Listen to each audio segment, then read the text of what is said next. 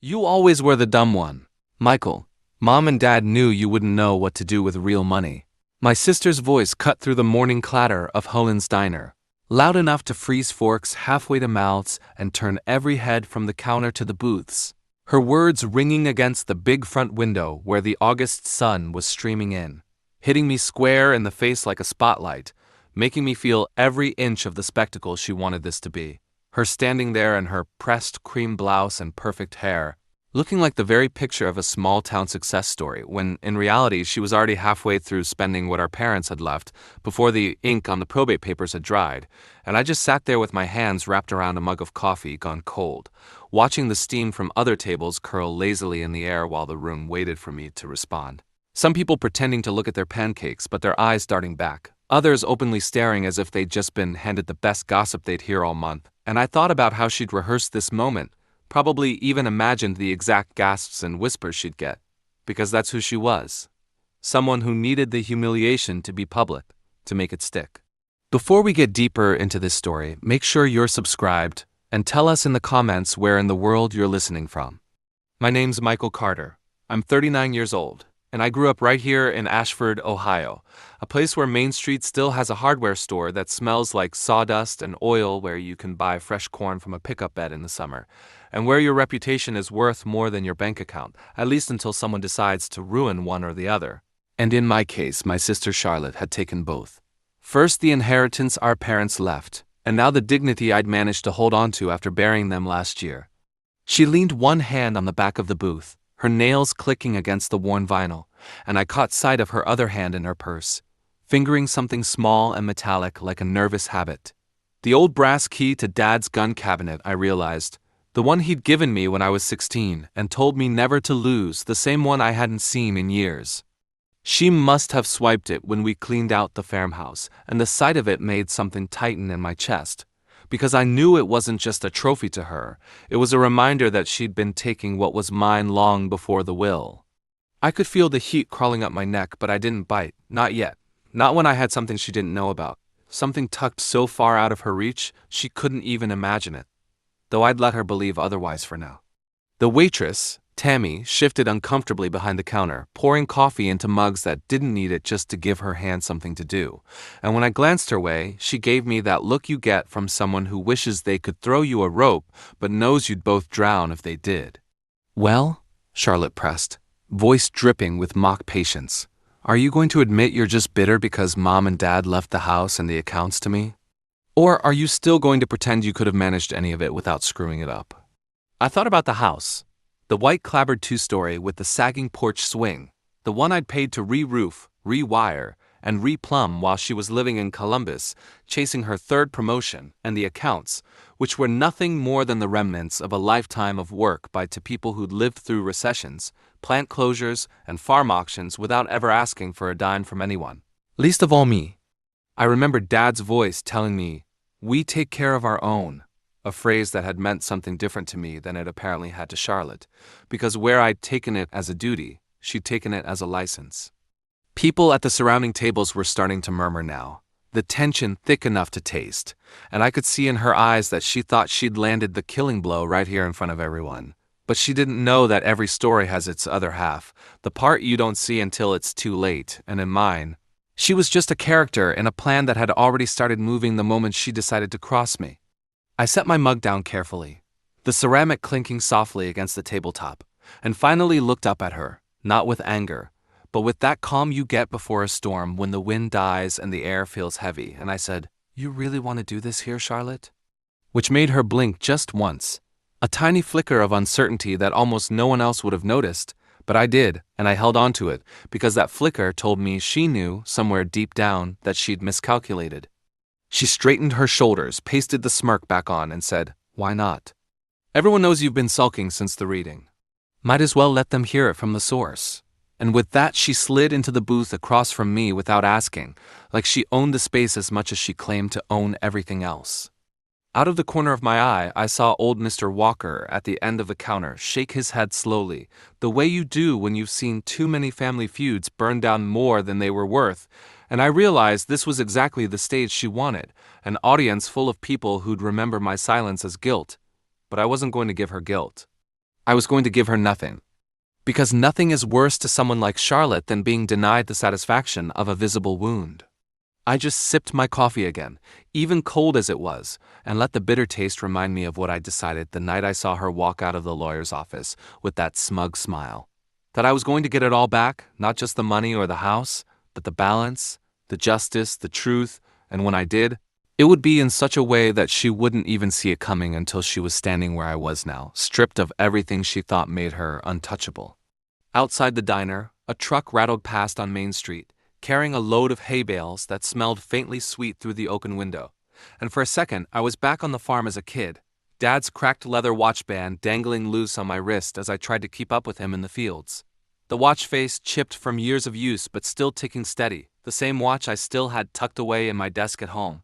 The one thing she hadn't managed to take, not yet, and I thought about how that watch had measured out my whole life in quiet seconds, each one a choice, each one a step towards something, and how in the end, it might just be the thing that marked the moment she lost everything. Charlotte always did her best work in the shadows, but she loved a stage too much to stay there long, and over the next few weeks, she found ways to keep twisting the knife in little public performances that she probably thought of as reminders, like the day she pulled up in front of Murphy's Grocery in Dad's old Ford, the one I'd rebuilt the carburetor on myself back in high school, and left it running while she went inside just so I could hear the engine idling when I walked out with my bag of bread and coffee, or the way she'd drop casual mentions at the VFW fish fry about how much work it was to manage all those accounts, as if she hadn't already started draining them on furniture catalog pieces that didn't match a thing in the farmhouse. Pieces she bought not because she needed them, but because she wanted people to know she could, and the whole time I let her believe I was retreating, licking my wounds, maybe even considering leaving town to avoid the humiliation she'd so carefully arranged, but every step back I took was measured, deliberate, because what Charlotte didn't understand was that silence can be a scaffold. You build it around the target piece by piece until it's strong enough to hold the weight of the fall you're planning for them. The first part of my plan wasn't complicated, it was patient. I needed her to believe she was untouchable, which meant I had to give her little victories, things she could crow about to her circle of admirers who pretended to like her because they thought she had money to throw around. So when she brought me the paperwork to sign over the last small parcel of land, the old apple orchard at the edge of County Road 9, I didn't hesitate, didn't argue. Didn't even bring up the fact that the orchard had been where Dad first taught me to shoot a .22 with the squirrels darting in the branches. I just signed with a shrug, and a "you're probably right, you'll make better use of it." And the way her eyes lit up told me she was convinced I was finally folding. Meanwhile, I started spending more time at the library, which wasn't unusual for me. I'd been there often enough over the years for folks to assume I was just killing afternoons reading. But instead of books, I was pulling property maps, zoning laws, old business records, even probate filings from 20 years ago, piecing together the paper trail that told the real story of our family's holdings, including the ones Dad had kept off the books, parcels in other counties that were still technically under Carter Brothers Agricultural Supply, a company named Charlotte probably hadn't thought about since she was 12, and those parcels, well, those were the bones of the advantage I'd hinted at to myself that morning in the diner. I also started repairing the cracked leather strap on Dad's watch, sitting at my kitchen table with a magnifying glass and the faint smell of the old hide rising as I worked oil into it, because I wanted it ready for when the time came. Not just as a keepsake, but as a marker, a signal to myself that every tick was getting us closer. Charlotte kept her performances going. She invited me to Sunday dinner at the farmhouse exactly once. I think to show off the renovations she was doing, shiplap walls in the dining room, some absurd marble backsplash in the kitchen, and as I sat there eating overcooked roast while she chattered about a business opportunity in town that she was thinking of investing in, I kept my eyes on the old family photos she'd moved to the hallway, where they looked like an afterthought, and I noticed something that made me tuck away another card to play.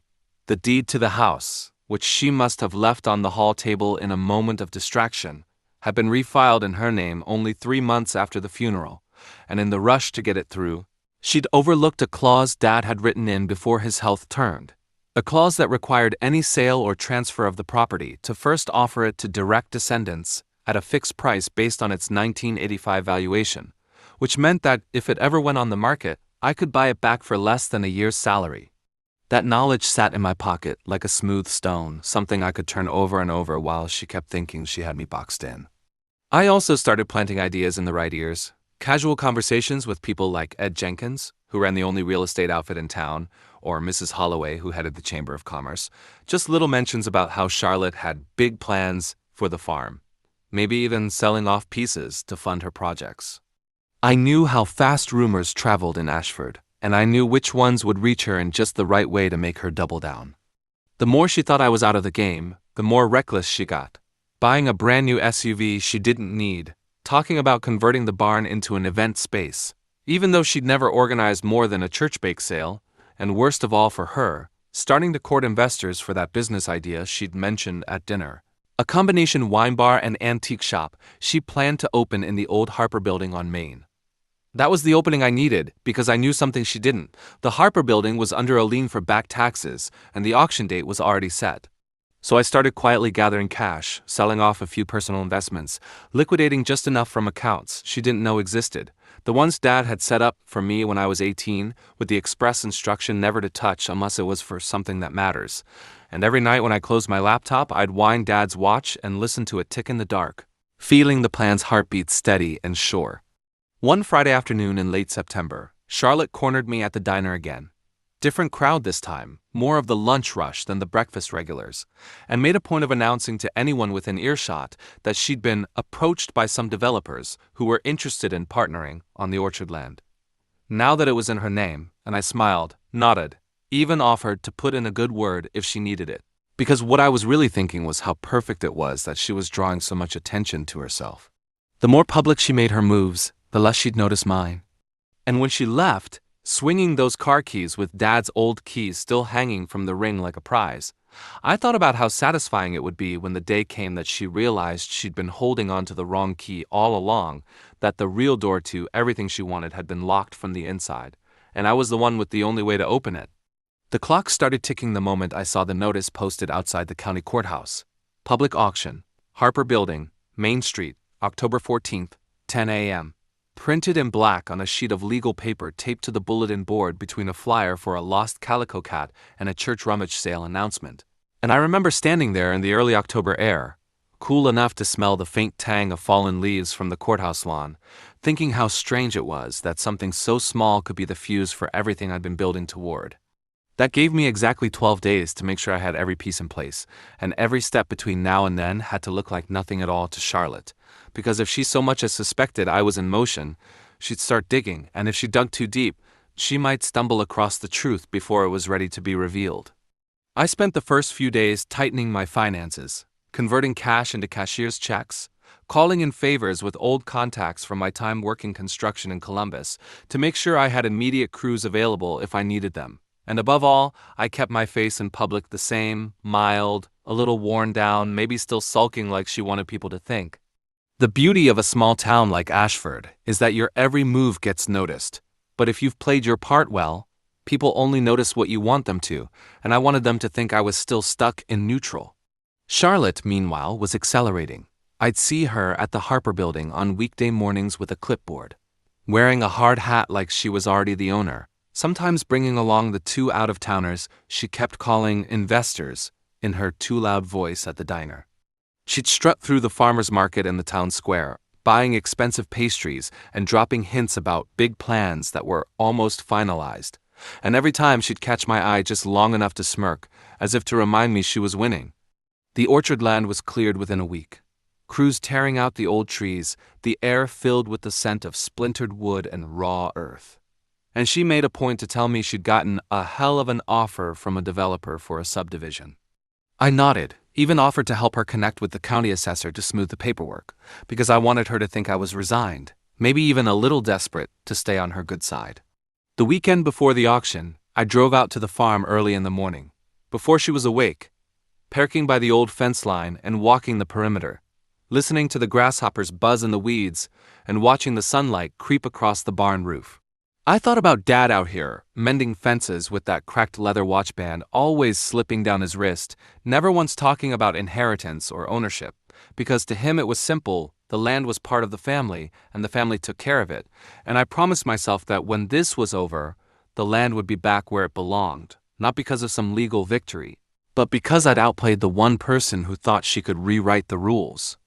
On the Tuesday before the auction, Charlotte called me out of the blue, her voice syrupy sweet, saying she was just checking in and wanted to know if I'd be in town Friday because she had some news to share, which was her way of making sure I'd be around to witness whatever triumph she was lining up, and I told her I'd be here no question.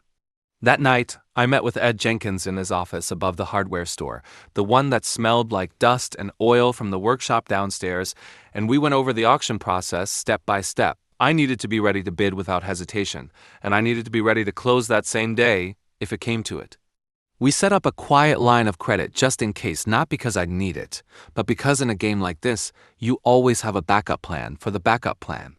I also slipped in one last conversation with Mrs. Holloway at the Chamber of Commerce, letting her accidentally overhear me tell someone that Charlotte was banking on that Harper Building deal and probably already spent the profits. A seed I knew would sprout in just the right ears by the time Friday rolled around. Wednesday passed without much from Charlotte, which told me she was busy shoring up her side of things, and Thursday afternoon I saw her at the diner again, this time in a crisp blazer and heels, sitting with her investors and gesturing out the window toward Main Street, laughing like she'd already signed the papers.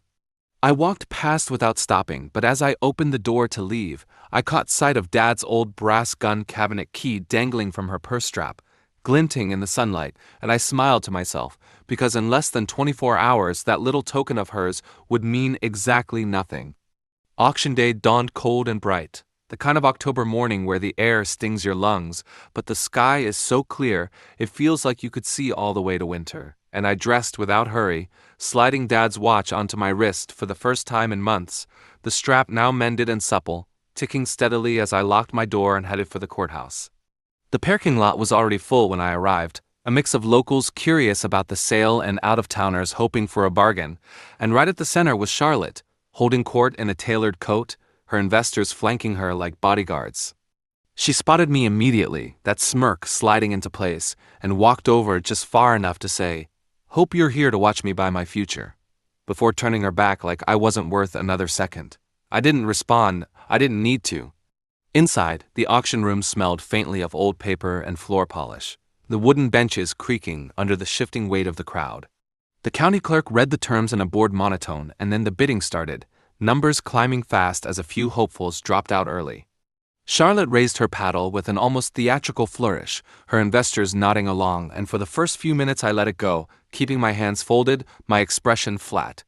Then, just as the field narrowed to 3 bidders, I raised my paddle, my voice calm as I named a number that made half the room turn to look at me. Charlotte blinked, just once like back in the diner, and then smiled wider, as if to say she'd enjoy crushing me here too. But each time she bid, I followed without hesitation, my numbers steady, deliberate, never rushed. The room got quieter as it became clear it was down to the 2 of us, the investors exchanging uneasy glances as the price edged higher. When the gavel finally came down in my favor, the silence broke into a low murmur, and Charlotte's smile vanished like someone had flipped a switch. She didn't say a word as I signed the papers, the deed sliding across the table into my hands, but I caught the way her jaw tightened, and I knew that this was the first crack. Charlotte didn't come after me in the courthouse that day.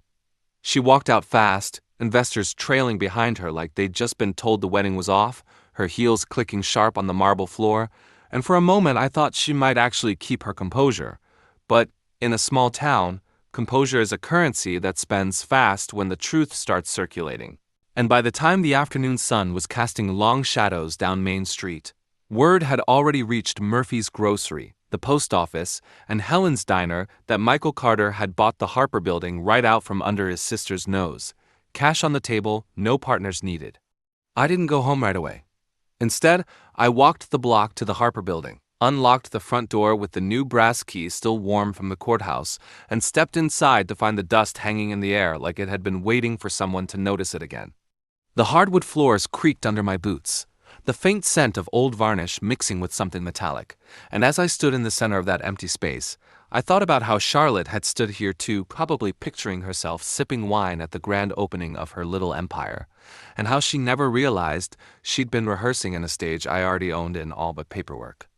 That night, I sat at my kitchen table with the deed spread out beside Dad's watch, winding it slowly and listening to the ticking fill the room, steady and sure, and I decided the building wasn't going to be a wine bar or an antique shop. No, it was going to be something that mattered, something that would remind Charlotte every single day she walked down Main Street that her future now belonged to me. By Monday, the work crews were inside stripping out the old drywall, and by the end of the month, a sign went up over the door.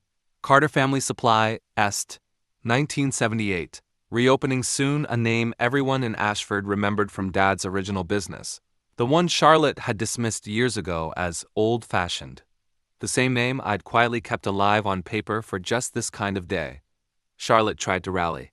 She started talking loudly about her subdivision project on the orchard land, how it was already approved and just waiting on permits. But that was the beauty of having friends in the right offices. Those permits started moving slower than a January thaw. Each delay perfectly legitimate on paper, but just long enough to spook the developer, who pulled out before the year's end. Without that sale, her cash flow dried up fast. The SUV went first, traded in for something cheaper. Then the contractors working on the farmhouse stopped showing up because their checks weren't clearing. I didn't have to lift a finger. She built her little castle on sand, and now the tide was coming in. The investors from the Harper deal were the next to go, one of them making it clear at the diner, within earshot of anyone who cared to listen, that they didn't back losers. And the look on Charlotte's face then, that tight, brittle smile cracking at the edges, told me the gossip was cutting as deep as the financial hit. I kept my own distance, never gloating, never throwing her lines she could use to paint me as cruel.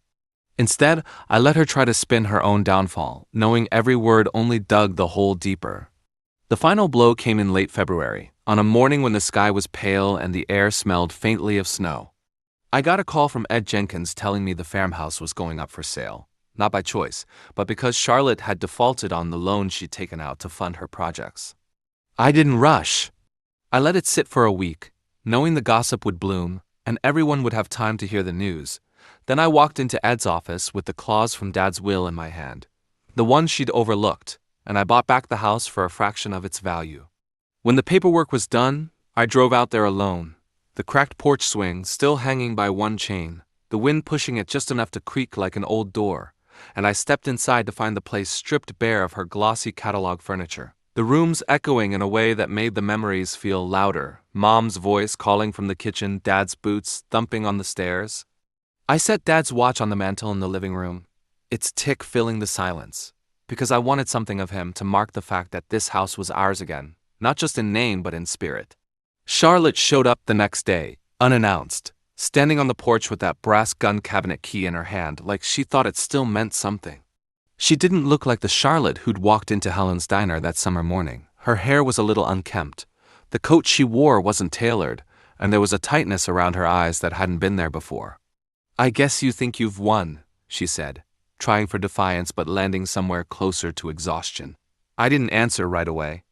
I just looked at the key, then at her, and finally said, "You've been holding on to that like it opened the world, but it never did."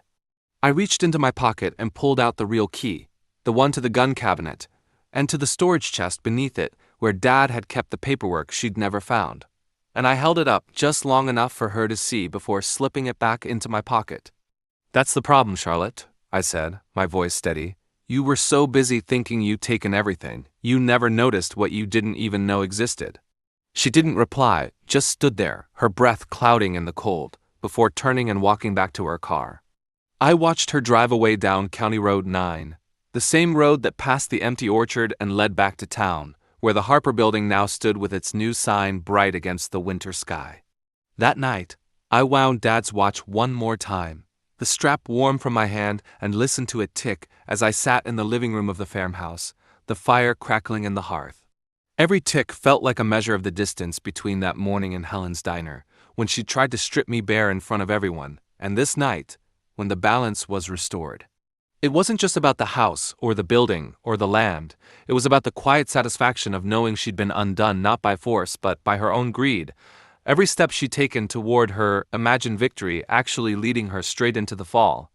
Justice doesn't always come with fireworks or applause. Sometimes it's just the steady tick of a watch in the dark, each second a reminder that patience can be the sharpest blade of all. If you enjoyed this story, please give a thumbs up to the video and consider subscribing to the channel for more powerful true life stories.